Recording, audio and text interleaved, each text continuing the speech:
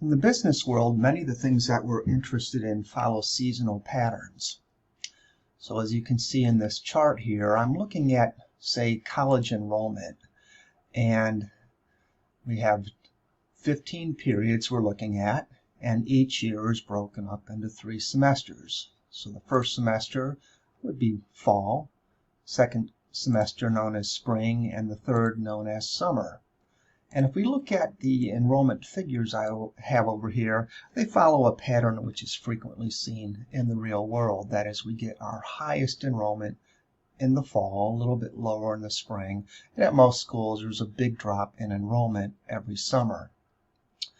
Let's first just do a graph. We'll use periods of an enrollment so we can have a quick look at what's going on here. So I'll go to Insert, I'll go to Charts, and I favor this one here with the smooth lines, a scatter with smooth lines. And when we look at that, we see this up and down pattern which would correspond to the different semesters. So for instance, where we see high points here in enrollment, that would be occurring in the fall semester, or semester 1. And then we drop down till we get low points here each summer semester. Now how could we try to forecast these figures? Well, we previously learned that one of the simplest forecasts you can do is just a trend model. When we say trend model, we mean linear trend. So, let me remind you how we do this. We would select these values underneath the heading trend. Now, don't click on anything, do your equal sign, so you should still have this entire column selected. And then locate the trend function. And there we have it. Now it has our known y's. Those would be these enrollment figures. Also our known x's, which would be these 15 periods here. I'll close the parenthesis. And on a lot of computers, you need to do Control-Shift-Enter. Some computers don't require that, but Control-Shift-Enter will certainly always work. And I think just to make it easier to compare these values, I'll go and decrease my decimals. Okay, so notice if we compare our trend figures with the actual enrollment, in many cases we're pretty far away. Especially look at this one. The real enrollment is 3512. And our trend model would predict a 4977. So it would not appear that a trend model is fitting the enrollment data very well, which probably should seem kind of obvious when you look at the picture here. A trend model is more or less just going to slice on a straight line through all these curves. But hey, it only takes a second, so let's insert a graph there. So we'll do period through trend figures. And we'll go to our charts, and again, smooth there. And so yeah, we see that that trend line in orange misses the mark a bit, especially if you're really interested in seeing these seasonal differences between the 3 different semesters. So what we're going to look at in this lesson is a way of more closely tracking the semester changes here. Okay, so in this case, these are called seasonal models, and in this case, our seasons are indicated by semesters. In another model, it could be quarters, or another model, it could be months. Okay. The very first thing we're going to do is we're going to come up with a figure that will help show how close enrollment is to trend. And to do that, we are going to do simply a ratio of our enrollment to our trend. Enlarge that a bit so we can see that whole column there. Okay, ratio of enrollment to trend. A ratio is just a fraction, or in other words, really just a division. So here's what we do. type your equal sign. We're not going to use a special function. We're literally just going to do each element in column D divided by the element in column E. So let's select the 5542. Find the slash mark on your keyboard for a division, and then select the trend figure. So first divide by the second. 5,500 or so divided by 4,800, it's going to be a number greater than 1. And let's see what it is. Okay, it's a 1.13. Simply take that now and copy it down. Let's just inspect this for a minute. 1.13, 1.05, 0.70. So the smallest number of those first three is the 0.70. And in fact, we know that the actual enrollment in that summer semester was a lot lower than the others. So see, every time you get a small number, it's going to correspond to semester 3, summer semester. Now, let's focus again on semester 3. We have 0.70, 0.69, 0.74, 0.75, and 0.83. The one thing all those numbers have in common is that they're smaller than what you see under the fall or spring semester. But they're not all the same. You know, 0.70 is not the same as the 0.83. So what we would like to do is average all those values corresponding to semester 3. And that's going to give us an index which is going to be very helpful in terms of doing our seasonal forecast. So we're going to set up a table, and here's how we'll do it. For the heading of this table, it will be the semester. And then here we're going to have an index which is just going to be the average value of these for each of these semesters. I'm going to manually type in the semesters 1, 2, and 3. That's all we have, right? Fall, spring, summer. And for this first index, we have a handy little function called AVERAGEIF. I took the instructions that, the little prompt instructions that you get in Excel and tried to elaborate on them a bit. Averages says look in this column. The column we're going to be looking under here is semester. For this value, so this first time around, we're going to want the value here in J2, and then we're going to average the appropriate values in this column. So, in other words, we're going to be averaging the numbers here that correspond to semester 1. So that would be the 1.13, the 1.19, the 1.16, and so on. So it's not going to average all of them, it's just going to average the figures for the first semester.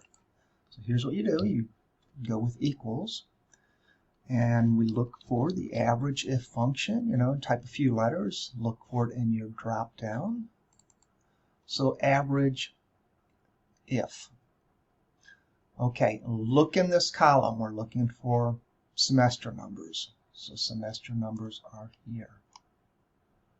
So we're looking in that column. I'm going to make it absolute while I'm at it. So look in that column and look for, I know it's hidden here, but look for everywhere here that you see a 1. Well, that number 1 here would be in J2. Okay? Can't see it, but it's in J2. So we'll type J2. And then average range. In other words, where the numbers we want to pick out and average. They're going to be in here. And I'll make that absolute also. Now I'm going to close that. I'm going to hit enter. And I get a 1.19. Let me stop for a minute and explain again what that 1.19 is. We were looking at this, we were stopping every time we saw the first semester, and then we were averaging these numbers that corresponded to semester 1. So for instance, semester 1 would be that. Here would be another semester 1. You know, another semester 1. You know, and so on. So it's just taken the numbers, it'd be what, also here and here. It's taken those numbers where the semester is 1 and it's averaging them. If we take this formula now and drag it down, it now will average all those figures for semester 2 and also for 3. And there we go. And notice that, as expected, the number smallest for semester 3 because we had much lower enrollment in semester 3. Okay. What these index figures will be used for is to correct, to some extent, the way in which our trend model was sort of not very accurate in terms of capturing the enrollment. 48 is quite a ways from 55 here. 50, quite a ways from 59, and so on.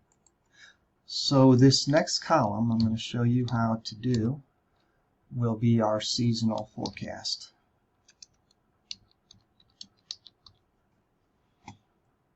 Okay. Now here's how it will be done. We're going to be correcting the trend model. Let me just stop for a minute. I want to highlight some other stuff. Okay. We're going to be, that wasn't quite what I wanted to do, that's all right. We're going to be taking the trend figures and let's make one mistake, you keep making them. Okay. We're going to be taking these trend figures, like the first one here, the 4884. That's in semester 1, so we're going to be multiplying it times this index that corresponds to semester 1. In the next one, the trend number 4930, we're going to correct it by multiplying by the correct index corresponding to semester 2, 1.05. Okay, that's what we're going to do. Let me quickly fix that mistake. I didn't like what I did there. Real quick. I wanted just no fill. Okay. So, equals, grab that trend number, multiply, and we want to multiply by the correct index. But we want Excel to do the work for us, so we're going to use a function called the VLOOKUP. VLOOKUP says, look up this value in this table and return the value in this column of the table. So do VLOOKUP, it stands for value lookup. Okay, again, look up this value. The value we want to look up is, you know, for this first period here, the value we want to look up is that it's in semester 1. So semester 1, we click on that. Then we are going to make reference to this table. As I like to say in class, I'll nail it down by making it absolute so it won't move on us. And the third thing is actually real simple. It says, and return the value in this column of the table. The values we're interested in are these here. And they're just, that's the second column. This is the first column, that's the second column. So we'll always just be putting a 2 there. Close your parenthesis. 5834. Let's just copy that down. I'll clean it up a bit. No need to have all these decimals when we're talking about enrollment. And there we go. That's what we call our seasonal forecast. And what I would like to do is do a picture. You know? Do a picture. So we can actually look at this. So, I'm going to go all the way back again to period. I'll highlight all these, but I'll go and eliminate the ones I really don't want to look at in a moment. I will go to my charts and I'll select that. And let's just see what we have here. We got enrollment, we got the trend. Don't need that. Got rid of the ratio of enrollment to trend. Okay, so the actual enrollment was in blue. Our trend line, which slices through, doesn't really reflect the ups and downs that occur by season. But our seasonal forecast is shown as yellow, and notice how it does a pretty good job of tracking enrollment. You know, in fact, at some points, they actually seem to be right on top of one another. And so that's the idea of seasonal forecast. If you actually want to track the ups and downs, then we essentially set up these seasonal indices to do that. Okay, last thing. We'll be done in just a few minutes here. We're talking about forecasting. Well, forecasting means you want to project into the future. So when this data was collected, the data stopped at 2021. Let's use our model to predict what would happen in 2022. Well, what I'll want to do first is I'll want to manually put in the new periods, 2 and 3. That is, I'm sorry, those are our semesters, and our periods would be 16 and 17 and 18. Now recall that a few minutes ago when we were working this, I first did the trend model, which we were unhappy with, and then I used the seasonal indices to get a seasonal forecast. Well, in order to project out into 2022, we do need to first figure out the missing trend values before we can then update our seasonal forecast. So this is something we did in our last lesson, the trend function. So this is a bit of review. We select these three values that we'd like to make a prediction for. We select our trend function. Now known y's and known x's. Our known y's are these known enrollments, comma, and our periods we don't want to select any further because we only knew up to period 15 here. Do a comma, and now is where you can select the new x's, which are 16, 17, and 18, which are in cells C 17 through 19 here. Okay, we do that, and don't go hit it. Don't go hit enter. It probably won't work. The safe way is hold Control Shift and do enter, and there we go. We got our trend projection. But we know our trend projection, these numbers we just got, it would be basically what you'd get if you extended this straight line out here from our original trend graph. But we'd much rather do a seasonal forecast. So here's a nice thing. Once you've gotten these three trend figures, you can grab the last number in the seasonal forecast and copy down, and it will update those. And look how nice that is. It basically continues what we saw. High enrollment in the fall, a little drop in the spring, and a pretty big drop in the summer. Okay, folks, I hope that was helpful. I'll be signing out.